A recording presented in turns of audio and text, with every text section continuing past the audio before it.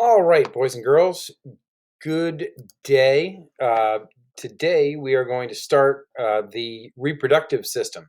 So this is the first of three videos on the reproductive system. And so here we go. Now, we've essentially finished talking about all of the systems that are important for life and sustainment of an individual's life. The reproductive system is not something that's necessary for survival. Right? Think about this. You go at least, for the most part, 13 years or so from the time you're born until the time you reach puberty without reproducing. And so, therefore, it's not something that is necessary for survival. As a matter of fact, there are people in our society and in the world who live an entire lifetime, 60, 70, 90 years without reproducing. There's a whole house full of old men in brown dresses who live across the way from Siena Hall there, and they, in theory, it's a good theory, have not reproduced. All right, so that's one major difference between the reproductive system and all of the others. Reproduction is not necessary for survival. In addition, reproduction is not something that is homeostatic, all right? Although it doesn't really play much role in changing homeostasis in a male, in females, the hormonal changes that take place week to week during the menstrual cycle wreak havoc with the female's body. And so second thing that is important to remember here is that reproduction is not, it's the only system that is not homeostatic. And then finally, obviously, there are some major differences in the system itself between males and females. In the second video, we'll talk about the male reproductive system, and in the third, we'll talk about the female reproductive system. Okay, so with that said, let's move on. It's impossible to really have a good conversation about the reproductive system without talking about DNA, because the entire point of reproduction is to pass your genes into the next generation, to procreate, to make a new baby. Now, this brings up the difference between regular cells, your typical muscle cell, your nervous cell, skin cells, and so on, and what we call the sex cells or gametes.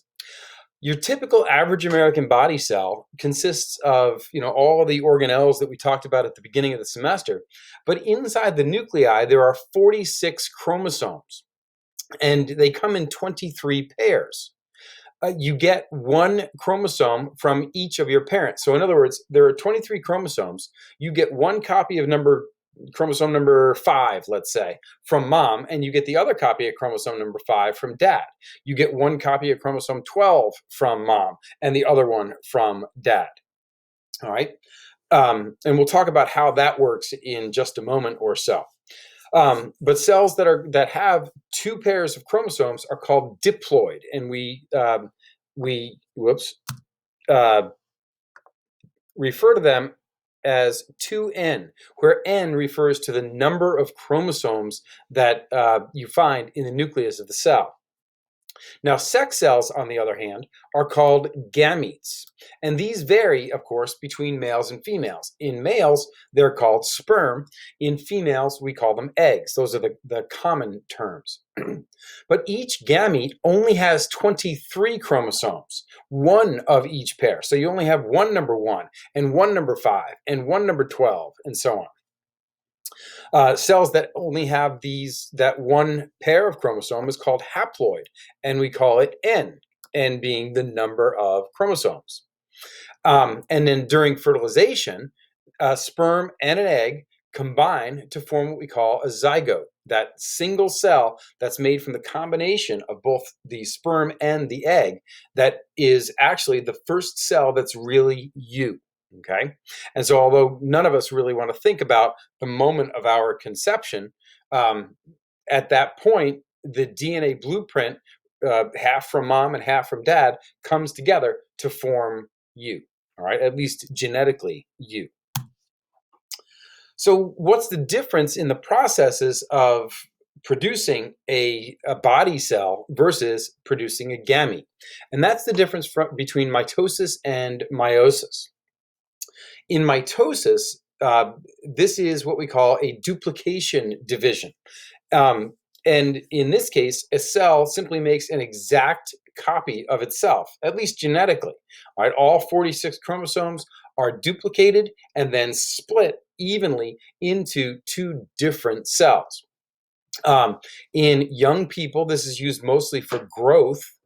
From the time you're a zygote all the way up until a few years after puberty, you're growing.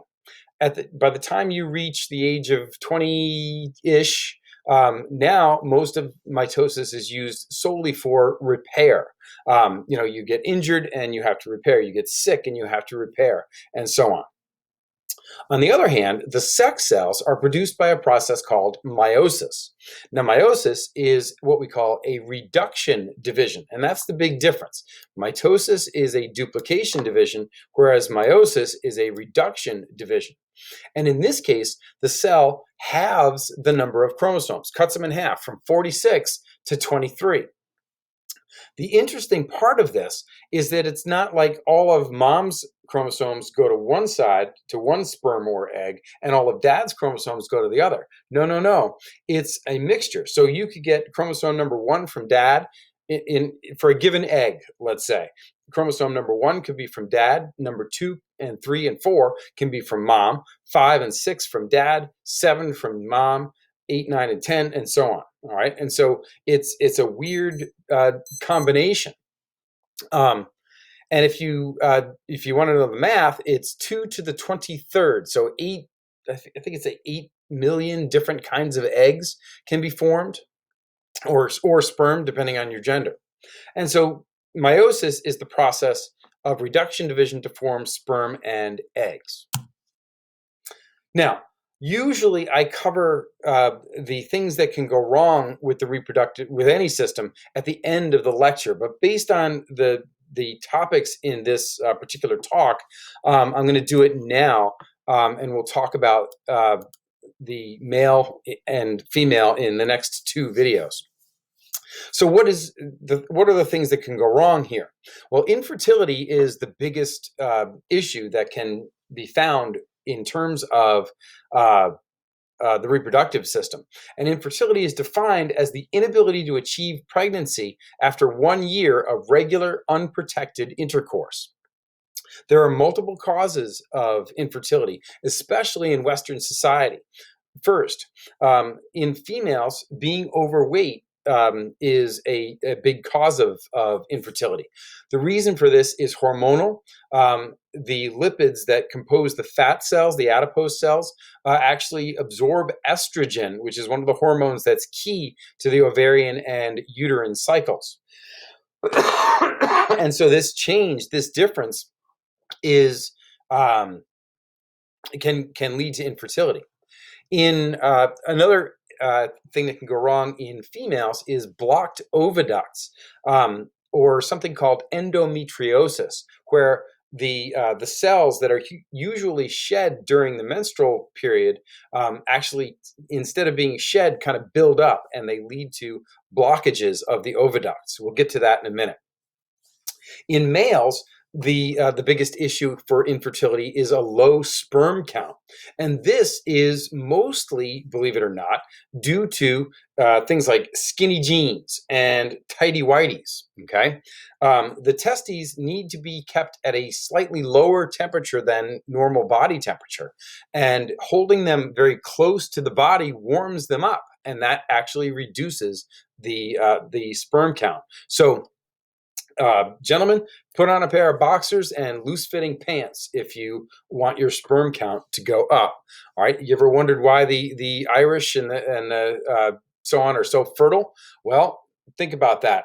In kilts, there's not a whole lot of squeezing down there, and so therefore there's higher sperm counts. Okay.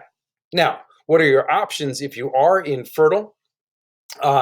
Obviously, you can go the adoption route. This is a legal thing, not really a biological thing. But in terms of producing your own biological babies, there are several things that can be done. You can have artificial insemination by a donor. This is where sperm from a donor are placed inside the vagina, and hopefully fertilization will take place. IVF, which is something that's very common these days, although when I was your age, it was literally science fiction. This is where sperm and eggs are put together inside a petri dish or a test tube, and then the embryos are transferred to a woman's uterus. There is also gamete intrafallopian transfer, which is pretty much the same thing as IVF. But instead of occurring in a petri dish, it occurs inside the female's body. The egg and the sperm are both transferred into the oviducts right after they're brought together. Excuse me. You can also have something called surrogacy, where women are legally paid to have babies. Now, whether this is done through in vitro or gift, or if the surrogate uses her own egg and takes a donated sperm and then gives the baby to the couple, there are a number of ways that this can happen. And then finally, in the case of a male with a low sperm count, a single healthy sperm can actually be injected directly into an egg, and that's called intracytoplasmic sperm injection. And then, of course, that egg would be inserted into the uterus of the female. Okay, so last slide in this presentation. This is a slide on the reproductive system by Mr. Anderson. It goes through all of the anatomical stuff and the female cycles that I am going to talk about in the next 2 videos. All right, so that's the first video for the reproductive system. I will see you again in a few minutes for the second one.